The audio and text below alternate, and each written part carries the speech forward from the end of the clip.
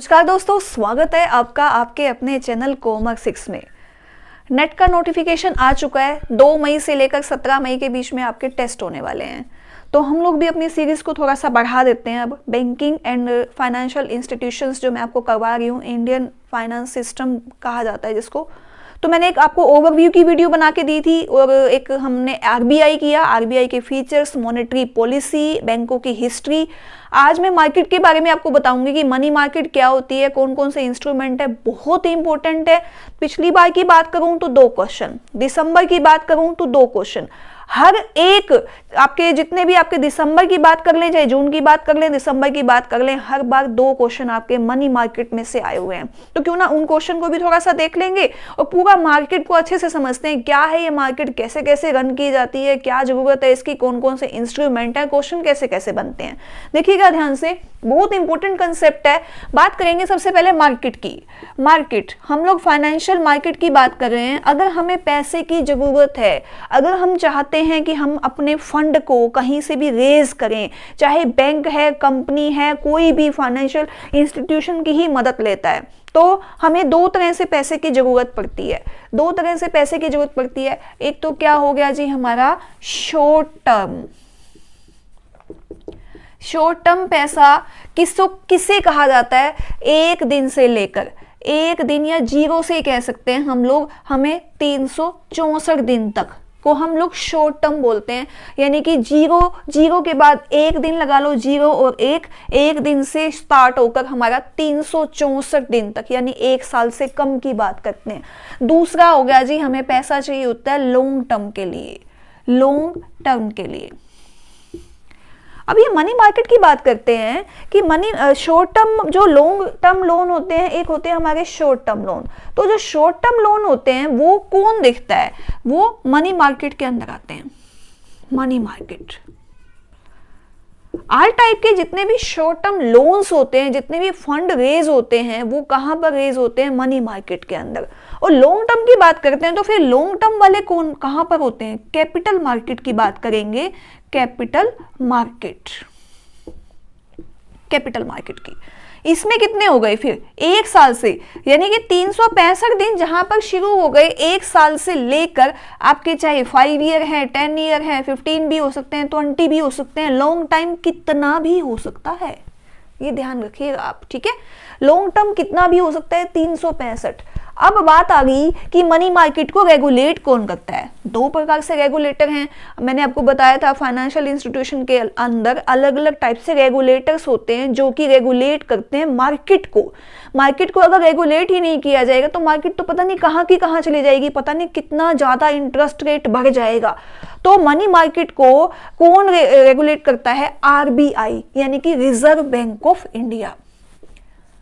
ये मैं इसलिए भी करवा रही हूँ क्योंकि मैंने अभी आपको रिसेंटली आरबीआई का टॉपिक कराया था, तो आरबीआई से ही रिलेटेड है ये, तो थोड़ा सा इसको भी समझ लेंगे अच्छे से। अब लॉन्ग टर्म की बात करते हैं तो फिर कैपिटल मार्केट को कौन रेगुलेट करता है? कैपिटल मार्केट को रेगुलेट करता है जी SEBI, security exchange board of India.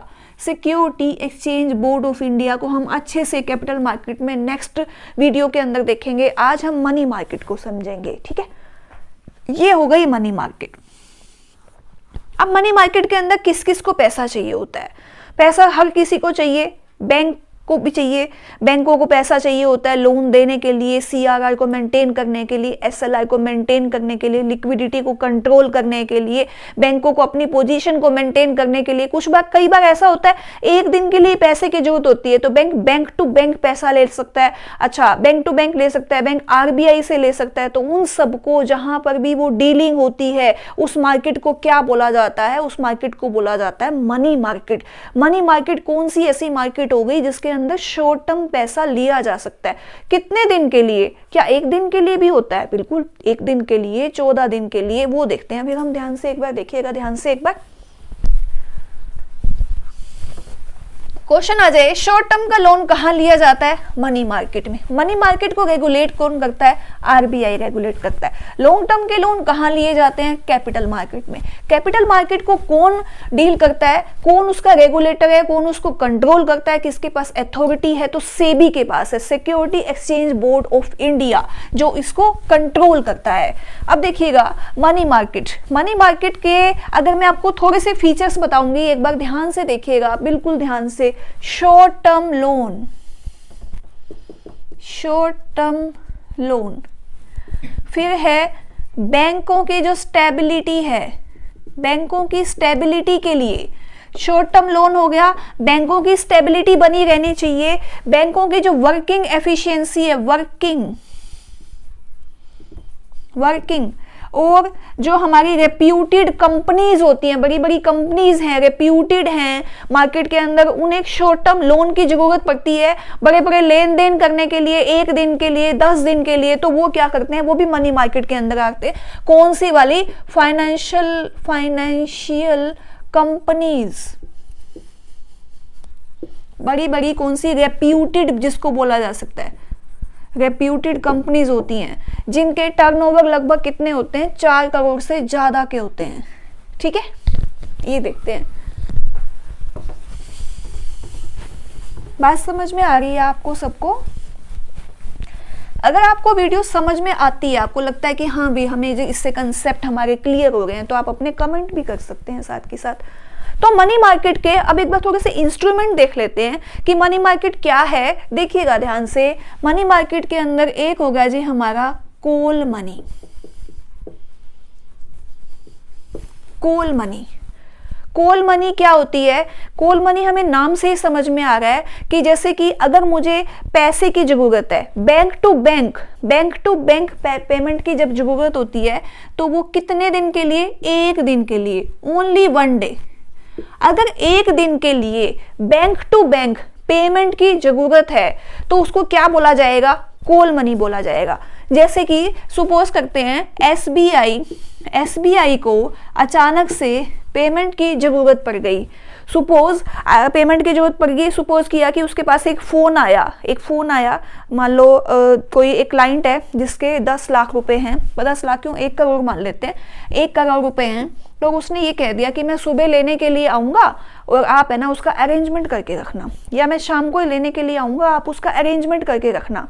अब बैंक ने पूरा हिसाब किताब लगा लिया कि पेमेंट की तो जरूरत मुझे थी और 1 करोड़ रुपए का तो अरेंजमेंट नहीं हो पाएगा, अब क्या करें?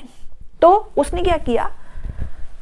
ओबीसी को फोन लगाया, ओबीसी पैसे हैं क्या? बोले हाँ पेमेंट तो है। बोले 1 करोड़ रुपए आना मेरे पास भिजवा देना। कितने दिन के लिए? 1 दिन के लिए। 1 दिन के लिए 1 करोड़ रुपया तो मैं भिजवा दूंगा, लेकिन मैं बदले में क्या लूंगा? पेमेंट लूंगा, ब्याज लूंगा। तो बैंक टू बैंक अगर पेमेंट की जरूरत होती है 1 दिन के लिए, तो उसको क्या बोला जाता है? Call money. अब कॉल मनी के ऊपर इंटरेस्ट रेट कितना होता है? अलग अलग होता है। जो रेट है वो बिल्कुल भी फिक्स नहीं है, वो आपका अलग अलग लगेगा। अब अगर मान लो बैंक से बैंक की फैसिलिटी नहीं प्रोवाइड हुई, ओबीसी ने कह दिया कि मेरे पास नहीं है 1 करोड़, एसबीआई ने मना कर दिया, किसी और ने जैसे एचडीएफसी है उसने भी मना कर दिया, सभी बैंकों ने मना कर दिया। अब क्या करें? क्या कुछ ऐसी कंपनीज भी हैं जो प्रोवाइड करती हैं कॉल मनी के अंदर? बिल्कुल करती हैं। LIC नाम सुना होगा आपने, LIC, GIC, UTI, ये सब की सब कॉल मनी के अंदर पैसा इन्वेस्ट करती हैं। मनी मार्केट के अंदर ये क्या है? अथॉराइज्ड हैं कि इनके पास पेमेंट होती है। अगर किसी भी बैंक को पेमेंट की जरूरत पड़ेगी 1 दिन के लिए, LIC तैयार है लोन देने के लिए, GIC तैयार है, UTI तैयार है पेमेंट देने के लिए। ठीक है, अब मैं बात करती हूँ कि अगर 1 दिन में पेमेंट ना हो पाई फिर क्या करेंगे? कॉल मनी तो समझ में आ गया कि 1 दिन के लिए पैसे की जरूरत पड़ेगी, बैंक टू बैंक, बैंकों को अपनी लिक्विडिटी को मेंटेन करने के लिए भी पेमेंट की जरूरत पड़ती है, लोन देने के लिए पेमेंट की जरूरत पड़ती है। अब अगर 1 दिन बाद अरेंजमेंट नहीं हुआ तो क्या होगा? जैसे ही 1 दिन से पेमेंट 1 दिन से ज्यादा में आ गई, उसको क्या बोला जाएगा? Notice money. नोटिस मनी में कन्वर्ट हो जाएगी। 1 दिन से 14 दिन के लिए, यानी कि 1 डे टू 14 डेज के लिए अगर पेमेंट की जरूरत पड़ती है, लोन की जरूरत पड़ती है, तो उसे हम लोग क्या बोलते हैं, नोटिस मनी। कॉल मनी की तरह ही प्रोसीजर रहेगा, बैंक टू बैंक है, कंपनीज है, सब प्रोवाइड करवाएंगे लोन, लेकिन वो नोटिस में कन्वर्ट हो जाएगा। ठीक है, यानी 1 दिन के लिए पैसे की जरूरत पड़े तो उसे क्या बोला जाएगा, call money. Call money rate जैसे ही 1 दिन से 14 दिन में कन्वर्ट हो गया, क्या हो गया, notice money. Notice money rate, इसका रेट अलग हो जाएगा।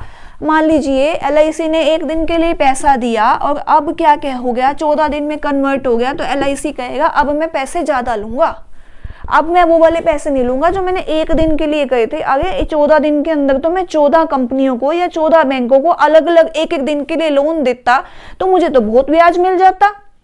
तो फिर बैंक बोला फिर अब क्या किया जाए, बोले रेट ऑफ इंटरेस्ट ज्यादा लगेगा। बोले कोई बात नहीं, ज्यादा ले लेना। ठीक है, तो ये क्या हो गया जी, हमारा कॉल मनी और नोटिस मनी। 2 पॉइंट हो गए। अब आगे देखते हैं सबसे इंपॉर्टेंट, पिछली से पिछली बार दिसंबर 19 की बात करें तो 2 क्वेश्चन अब जो मैं आपको टॉपिक करवाने वाली हूं उसमें से आए हुए थे। टी बिल, ट्रेजरी बिल, बहुत इंपॉर्टेंट है, ध्यान से देखिएगा।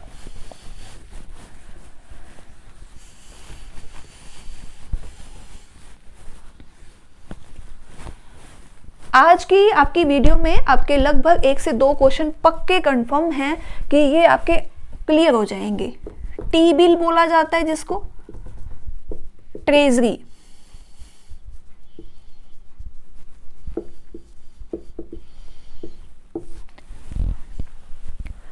बात करते हैं गवर्नमेंट की, government of India, central government, CG RBI के पास गई और RBI को बोली मुझे ना पेमेंट की जरूरत है, पेमेंट की जरूरत है, क्या करें।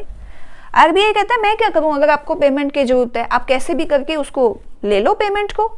नहीं, RBI कहता है, गवर्नमेंट कहती है कि मुझे पेमेंट की जरूरत है लेकिन तुम मेरी मदद करो, तुम मेरी तरफ से जो भी सिक्योरिटी है, जो मेरे पास बॉन्ड है, मेरे पास जो एक कागज है जो मैं बदले में दूंगी लोगों को, वो आप लोगों तक पहुंचाओ। RBI ने कहा ठीक है पहुंचाऊंगा, फिर मुझे क्या मिलेगा। बोले आप RBI आप पब्लिक के पास पेमेंट के लिए पहुंचाओ। अगर गवर्नमेंट को पैसे की जरूरत है तो RBI क्या कहता है, RBI कहता है मैं क्या करूं, तो गवर्नमेंट कहती है कि जो मेरे पास जो बॉन्ड है ना, बॉन्ड, ये जो सिक्योरिटी बॉन्ड है ना, ये आप पब्लिक तक पहुंचा दो मेरी तरफ से, मेरे बिहाफ पे। तो उसको क्या बोला जाता है, ट्रेजरी बिल बोला जाता है। ट्रेजरी बिल का मतलब क्या हो गया कि जब RBI को गवर्नमेंट अपने थ्रू कोई बॉन्ड, कोई सिक्योरिटी सेल करने के लिए या परचेज करने के लिए बोलती है तो वो कौन से बिल होते हैं, वो ट्रेजरी बिल होते हैं। ट्रेजरी बिल RBI क्या करेगा, अब RBI कॉमर्शियल बैंक को ऑर्डर देगा, कमांड देगा कि तुम है ना जो ये जो गवर्नमेंट के जो बिल हैं ये सेल करो। ठीक है, दे देंगे। गवर्नमेंट के जो बिल हैं, commercial bill, commercial bank RBI के गाइडलाइन के अकॉर्डिंग सेल करेगा। कौन से वाले बॉन्ड, गवर्नमेंट के बॉन्ड, जैसे आपने सुना होगा इंदिरा विकास पत्र, किसान विकास पत्र, जो सरकारी बॉन्ड होते हैं ये। इसी तरह से ट्रेजरी बिल है। ट्रेजरी बिल क्या होते हैं, टी बिल जिसको बोला जाता है। पहले की बात करें तो 14 डेज से स्टार्ट होते थे, 14 डेज का एक बिल होगा जी, फिर उसके बाद 91 डेज का, फिर 182 डेज का, फिर उसके बाद 364 डेज का। 4 टाइप से ट्रेजरी बिल होया करते थे। लेकिन आज की बात करें तो 14 डेज वाला जो ट्रेजरी बिल है वो खत्म हो चुका है। अब कौन कौन से ट्रेजरी बिल हैं, 91 डेज के लिए, 182 डेज के लिए और 364 डेज के लिए। ठीक है, बात समझ में आई। जब कांग्रेस कह रही हूं मैं, जब हमारे सरकार को पेमेंट की जरूरत पड़ती है तो गवर्नमेंट क्या करती है, RBI के थ्रू अपने बॉन्ड कॉमर्शियल बैंक से सेल या परचेज करवाती है। तो वो कौन से बिल होते हैं, ट्रेजरी बिल होते हैं, जिसको हम लोग डिस्काउंटेड बिल भी बोले जाते हैं। कम रेट पर ये सेल किए जाते हैं और फेस वैल्यू पे ये फिर बाद में बिकते हैं। यानी सपोज कीजिए जो 100 वाला है वो 90 रुपीज का बेच दिया जाएगा और बाद में 100 रुपए उसकी पेमेंट कर दी जाएगी। इस तरह से ये डिस्काउंटेड बिल भी बोले जाते हैं इसको, ठीक है। अब जरा इसके बारे में देखते हैं इसका फंडा क्या है, ये जो 91, 182 और 364 है। ध्यान से समझिएगा, बहुत इंपॉर्टेंट टॉपिक है, समझ में आएगा आपको और इससे आपके पॉइंट भी क्लियर होंगे।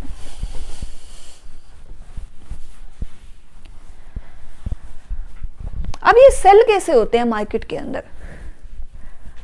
और भी ट्रेजरी बिल पहले कितने टाइप के थे वो देख लेते हैं। एक तो है जी हमारा ad hoc treasury bill, T bill जिसको बोला जाता है, और एक होता है original T bill. Ad hoc treasury bill कौन से होते हैं, जो बिल्कुल टेम्परेरी होते हैं, बिल्कुल शॉर्ट, जैसे कि एडहोक पे हम अगर मान लो कभी टेम्परेरी कोई जॉब पे लगता है ना, तो कहते हैं कि क्या तुम परमानेंट हो, नहीं मैं तो एडहोक पे हूं, मैं तो कच्चा हूं, मैं तो टेम्परेरी हूं। तो इसी तरह से जो एडहोक टी बिल होते हैं, एडहोक ट्रेजरी बिल होते हैं, भी टेम्परेरी होते हैं, बिल्कुल शॉर्ट टर्म के लिए होते हैं। अगर ये क्वेश्चन आ जाए कि आज के टाइम में क्या एडहोक बिल है, एडहोक ट्रेजरी बिल है, नहीं है, पहले थे ये। Original T bill, original treasury bill कौन से होते हैं, जो ओरिजिनल होते हैं, मतलब कि वो वही 91 डेज के लिए, 182 डेज के लिए और 364 डेज के लिए। तो ये 91 डेज के लिए और जो 182 डेज के लिए और 364 डेज, इसका क्या फंडा है ये देखते हैं एक बार।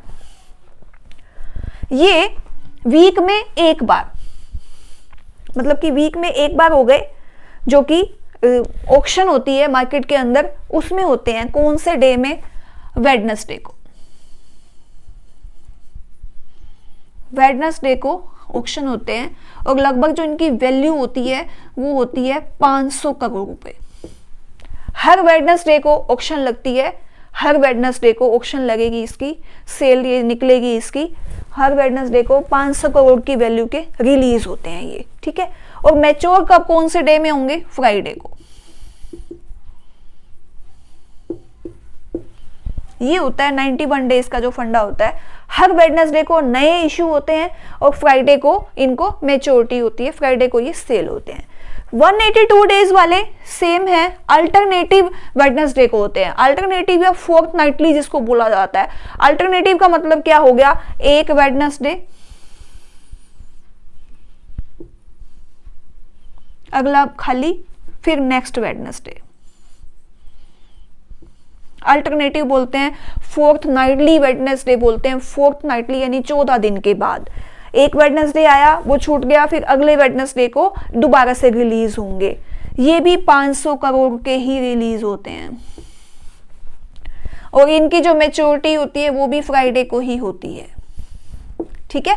अब 364 डेज का क्या फंडा है, 364 में 1000 करोड़ की वैल्यू के रिलीज होते हैं, ये 1000 करोड़ की वैल्यू के रिलीज होते हैं और ये भी फोर्थ नाइटली होते हैं। फोर्थ नाइटली बोले क्या है, आप इसको अल्टरनेटिवली भी बोल सकते हैं, अल्टरनेटिवली कि ये भी वेडनेसडे, एक वेडनेसडे,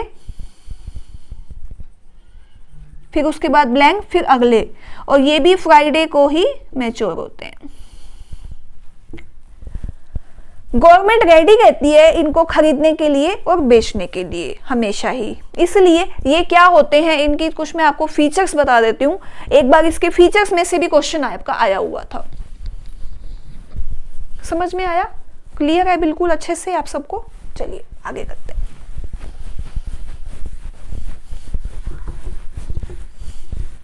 कॉल मनी 1 दिन के लिए, नोटिस मनी 14 दिन के लिए। 14 दिन के लिए पहले ट्रेजरी बिल भी थे लेकिन अब नहीं है, अब ट्रेजरी बिल आपके 91 दिन के लिए, 182 दिन के लिए, 364 दिन के लिए, यानी कि 91 डे, 182 डेज और 364 डेज के लिए हैं ये। ट्रेजरी बिल की जो मेन फीचर्स क्या है, बहुत बार क्वेश्चन आता है, हाईली सेफ, हाईली सेफ हैं सबसे ज्यादा। क्या ये गवर्नमेंट के हैं, गवर्नमेंट बॉन्ड है ये। रिलीज कौन करता है, आरबीआई। किसके थ्रू, कॉमर्शियल बैंक के थ्रू।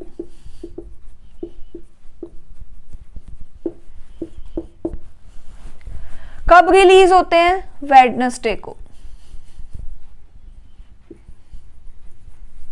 या तो हर वेडनेसडे को या अल्टरनेटिवली, वो अलग अलग डेज के अकॉर्डिंग है, जो मैंने अभी आपको डिटेल में बताया है। क्लियर है? ये कुछ फंडा था आपका ट्रेजरी बिल का।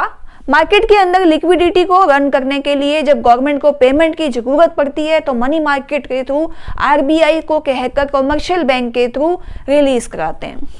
बहुत इंपॉर्टेंट है। आप कमर्शियल पेपर की बात कर लेते हैं एक बार। फिर एक बैंक एक्सेप्टेंस है, बैंक एक्सेप्टेंस वो भी करवाऊंगी मैं आपको। एक बार कमर्शियल पेपर को थोड़ा सा और समझ लेते हैं। सीपी बोला जाता है जिसको, कमर्शियल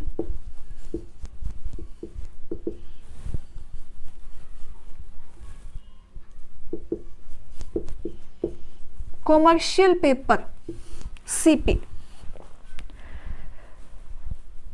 गवर्नमेंट के पास आरबीआई गया और पेमेंट की जरूरत थी, बॉन्ड रिलीज करा लिए। बड़ी बड़ी जो रेप्यूटेड कंपनीज हैं जिनका लगभग जो टर्नओवर है वो 4 करोड़ से ज्यादा का है, 4 करोड़ से ज्यादा का टर्नओवर है, रेप्यूटेड कंपनीज हैं, लिस्टेड कंपनीज हैं, ऐसी कोई भी उनके खिलाफ कोई भी ऐसा कोई मार्केट के अंदर कुछ मतलब कि पोजीशन उनकी ऐसी नहीं है कि खराब हो।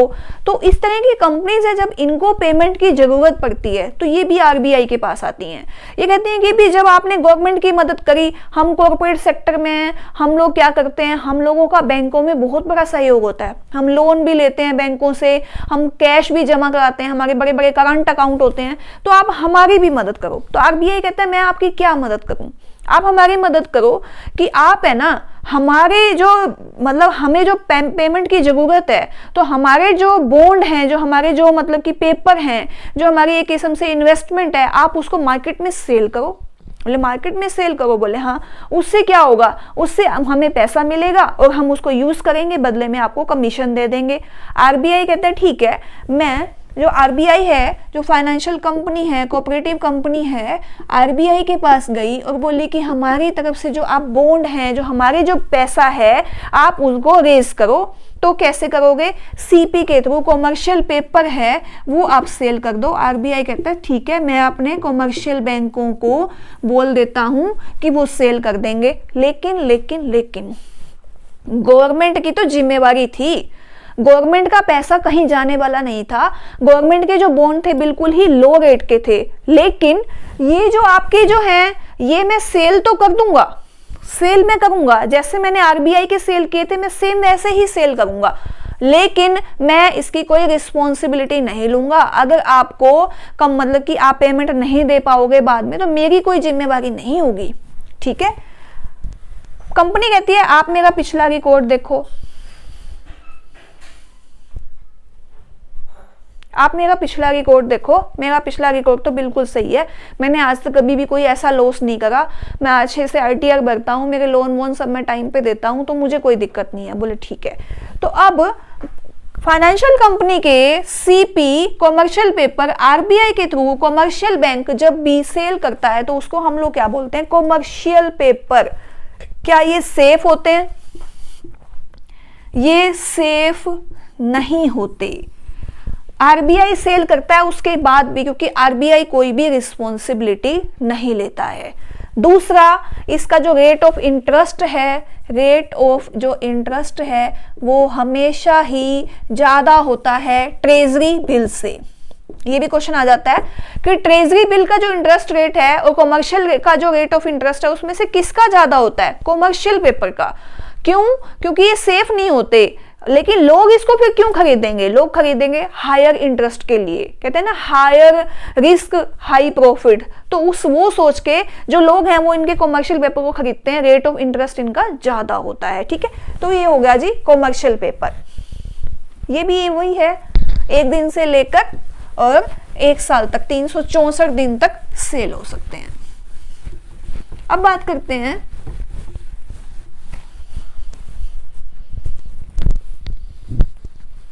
बैंक एक्सेप्टेंस की। बैंक एक्सेप्टेंस बहुत इंपॉर्टेंट कंसेप्ट है ये भी।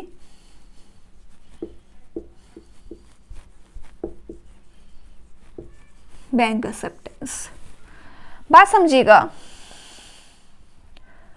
ये हमारा देश है इंडिया, अच्छे से हम जानते हैं इसको।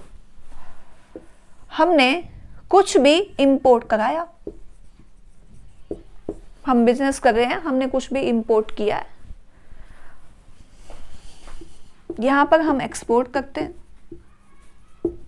एक्सपोर्ट किया हमने, इंपोर्ट किया। अब जो लेन देन हो रहा है, ना तो एक्सपोर्टर इंपोर्टर को जानता है, ना ही इंपोर्टर एक्सपोर्टर को जानता है, लेकिन सामान आ रहा है, जा रहा है। अब जो पेमेंट है वो किसके थ्रू होगी? बैंक के थ्रू होगी। लेकिन पेमेंट और जो सामान की जो डिलीवरी है उसमें कुछ टाइम गैप होता है। इंपोर्टर क्या कहेगा? पहले सामान आ जाए फिर पेमेंट दूंगा। एक्सपोर्टर क्या कहेगा? पहले पैसा आ जाए फिर मैं सामान दूंगा। उन दोनों के बीच में जो गैप रहेगा, उस गैप को कौन फिल करेगा? ये बैंक एक्सेप्टेंस लेटर। ठीक है, बैंक एक्सेप्टेंस लेटर जो है उस गैप को फिल कर देगा, जो एक्सपोर्टर और इंपोर्टर को जानता तो नहीं है, लेकिन उसके बावजूद भी सामान टाइम पर आ रहा है, पेमेंट टाइम पर जा रही है, और उस दौरान में जो भी जो डिस्टर्बेंस, मतलब कि डिस्टेंस रहा, जो टाइम गैप रहा, उसको कौन फिल कर देगा? ये। अगर बैंक ये कह देता है कि हाँ, आप जो सामान एक्सपोर्ट कर रहे हो, जो आप सामान भेज रहे हो दूसरे देश के अंदर, उस देश का जो पर्सन है आपको टाइम पे पैसा दे देगा। बैंक अगर जिम्मेवारी ले लेता है तो दूसरे देश का जो पर्सन है वो सामान भेज देगा। यानी बैंक अगर जिम्मेवारी ले ले, सपोज करो ये राम है एक्सपोर्टर और ये है जी श्याम। श्याम ने राम से सामान मंगवा लिया 1 करोड़ रुपए का, सामान पैक हो चुका है, डिलीवरी जाने वाली है, पेमेंट अभी आई नहीं, तो अब वो डिलीवरी होने से पहले श्याम डर रहा है कि राम को पेमेंट दे दूं, कभी डिलीवरी ना हो, मैं अपने देश में तो संभालूं, मैं दूसरे देश में कैसे संभालूंगा? दूसरे देश को तो मैं जानता भी नहीं हूं। तो अब यही सोच राम की है, सामान तो पैक कर दूं, पेमेंट ना आई तो क्या करूंगा? बीच में लटक जाऊंगा मैं।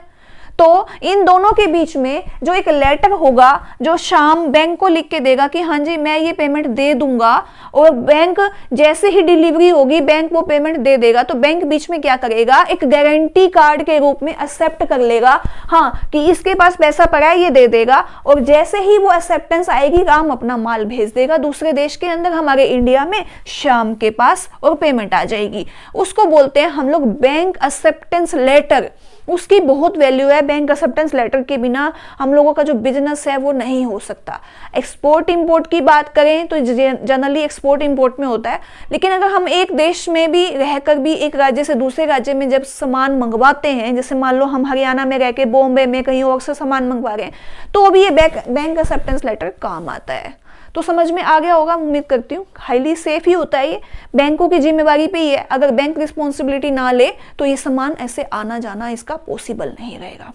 ठीक है, ये कुछ पॉइंट थे, कुछ इंस्ट्रूमेंट थे जो मैंने आपको मनी मार्केट के करवाए हैं कि शॉर्ट टर्म के लिए जो लोन लेना होता है, मार्केट के अंदर जो फंड रेज होता है, पेमेंट की जरूरत होती है, लेकिन मार्केट एकदम से बंद ना हो। ऐसा तो नहीं है ना कि अगर शॉर्ट टाइम की पेमेंट की जरूरत है तो उसकी वजह से मार्केट को ही रोक दिया जाए, बिजनेस को रोक दिया जाए, प्रोडक्शन को रोक दिया जाए, सप्लाई को रोक दिया जाए। नहीं, सप्लाई भी चलेगी, बैंकों का काम भी चलेगा, SLR भी होगा, CRR भी मेंटेन होगा, सब कुछ होगा। Short term loan, money market, RBI की कंट्रोलिंग से सब कुछ चलता रहेगा। एक क्वेश्चन आया हुआ था एक बार टी बिल के लिए। टी बिल अगर बैंक के पास रखे हुए हैं तो क्या ये SLR में काउंट होंगे? SLR के अंदर टी बिल हमेशा ही काउंट होते हैं, क्योंकि SLR किस फॉर्म में होता है? Security, bond, gold. तो ये भी तो सिक्योरिटी है, बॉन्ड ही तो है ना, गवर्नमेंट के सिक्योर्ड बॉन्ड है। तो अगर बैंकों के पास टी बिल रखे हुए हैं जिनकी वैल्यू है, जो मैच्योर होने बाकी हैं, वो भी बैंकों की SLR या बैंकों की एसेट होते हैं। ठीक है, क्लियर है? उम्मीद करती हूँ मेरा ये कंसेप्ट जो मैंने आपको करवाया है मनी मार्केट का, आपको समझ में आया होगा। अगर आपको समझ में आया है तो आप वीडियो को लाइक कीजिए, शेयर कीजिए, कमेंट कीजिए, और अगर आपने चैनल को अभी तक भी सब्सक्राइब नहीं किया तो चैनल को सब्सक्राइब कीजिए। अगला जो हमारा टॉपिक रहेगा वो हमारा रहेगा कैपिटल मार्केट का, कि कैपिटल मार्केट कैसे कैसे फंड को रेज करती है, कौन कौन से हमारे जो डिबेंचर्स हैं या शेयर्स हैं वो कैसे निकलते हैं। और अगला जो उसके बाद वाला जो हमारा साथ के साथ रहेगा वो हमारा एक्सचेंज का रहेगा, स्टॉक एक्सचेंज का। वो सब हम ध्यान से सीखेंगे अच्छे से, बहुत इंपॉर्टेंट है टॉपिक ये वाला। और इससे रिलेटेड जितने भी, अगर मैं बात करूं, अभी जो RBI की वैकेंसीज निकली हुई हैं उसमें भी ये काम आने वाला है मनी मार्केट का।